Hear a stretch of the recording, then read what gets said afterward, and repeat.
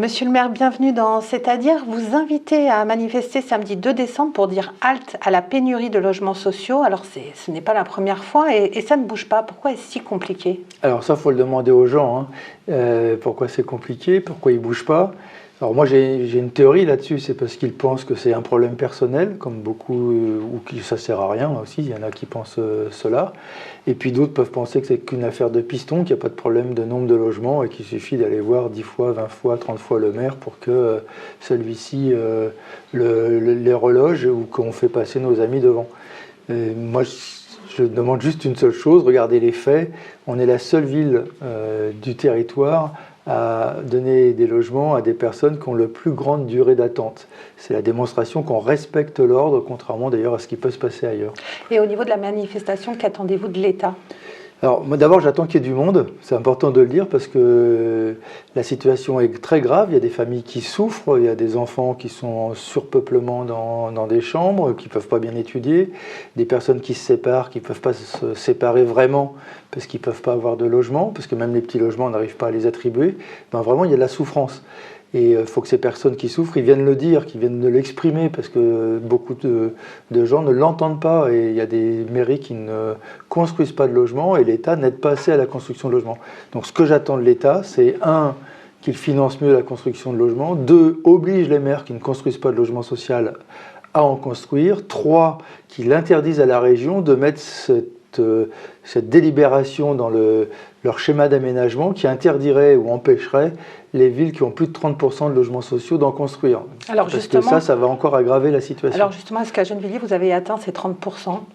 Ah bah nous, on est à 66% donc, de logements sociaux, mais c'est là où il y a du logement social qui a encore plus besoin de logements sociaux, parce que les gens qui sortent de logements sociaux, ils n'achètent pas. Ils ont besoin de logements sociaux. Les enfants d'ailleurs de propriétaires ont aussi besoin de logements sociaux quand on commence dans la vie, en jeune couple, si on a un petit boulot, si on veut aller faire ses études dans Paris, avoir un logement indépendant. Bon, tout ça, c'est plus possible aujourd'hui parce qu'il y a 6 ans en moyenne d'attente. Donc, si vous êtes jeune, vous demandez un logement, vous attendez 6 ans, bah, vous êtes plus jeune. Vous pouvez en construire davantage, vous, des logements sociaux ou pas? Bah, nous, on continue d'en construire. Dans tous nos grands schémas d'aménagement, on construit 50% en accession et 50% de logement social. Le prochain quartier, ce sera 50% de logements sociaux, et on fait devant la mairie, il va encore y avoir des logements sociaux, comme il y aura aussi des logements en accession. La difficulté qui existe aussi, c'est que comme l'État n'aide pas suffisamment par l'aide à la pierre, les loyers sont plus élevés. Il faudrait aussi que l'État verse davantage d'aide à la pierre pour faire baisser le coût des loyers, parce que même le logement social devient cher. Alors, est-ce que vous pratiquez l'encadrement des loyers à Gennevilliers? On l'avait demandé, l'État ne nous l'a pas autorisé, donc on continue de se battre pour avoir cet encadrement des loyers. Et pourquoi Ceci dit, alors ça, je ne sais pas pourquoi ils refusent, il faudrait demander à l'État, mais ceci dit, avec 66% de logements sociaux, nos loyers sont encadrés. C'est-à-dire que la location privée reste très minoritaire, même si c'est très cher. J'ai regardé l'autre jour, j'ai vu un espèce de F2 à 1 200 €. Je trouvais ça extrêmement cher. Mais du coup, comment est-ce que vous allez... Là, l'État vous a refusé. Est-ce que vous allez insister quand même? Oui, on continue. C'est une bataille que l'on mène. Ça fait partie du mot d'ordre de la manifestation du 2 décembre, aussi encadrement des loyers. Alors du coup, vous l'avez dit, c'est pas qu'un manque de logements sociaux, il faut aussi l'aide à la pierre, il faut un encadrement des loyers. Et est-ce qu'il ne faut pas aussi mettre un peu plus d'avantages sur l'accession à la propriété? Alors, le problème est d'abord le manque de logements sociaux. Après, toutes les aides, c'est pour limiter le manque. C'est-à-dire qu'il faut de l'aide à la pierre parce que ça aidera à construire, il faut obliger les maires à construire parce qu'il faut construire, et il faut encadrer les loyers parce que plus il y aura de concurrence avec le logement social, plus les loyers, y compris dans le privé, baisseront. Si dans le privé les loyers sont aussi chers, c'est parce qu'il n'y a pas assez de logements sociaux. Et puis l'accession, est-ce qu'il faut aider à l'accession? Moi je pense qu'il faut d'abord aider au logement social. Parce que l'accession sociale existe, il y a déjà des aides, il y a le prêt à taux zéro. Il faut certainement pousser les banques à mieux prêter à celles et ceux qui veulent acheter. Il y a aussi des aides par les collectivités locales. Quand nous faisons la coopérative HLM pour construire de l'accession à la propriété, c'est 15 à 20% moins cher que le privé. Donc il y a un soutien, mais le problème principal, ce n'est pas la question de l'achat, le problème principal, c'est la question du droit au logement, et avec le logement social pour les couches moyennes comme les couches populaires. Parce que c'est 70% de la population d'Île-de-France qui est... Oui, 80% de la population de Gennevilliers, 70% de la population d'Île-de-France, et donc il faut construire massivement, sinon les gens sont obligés de s'endetter aussi.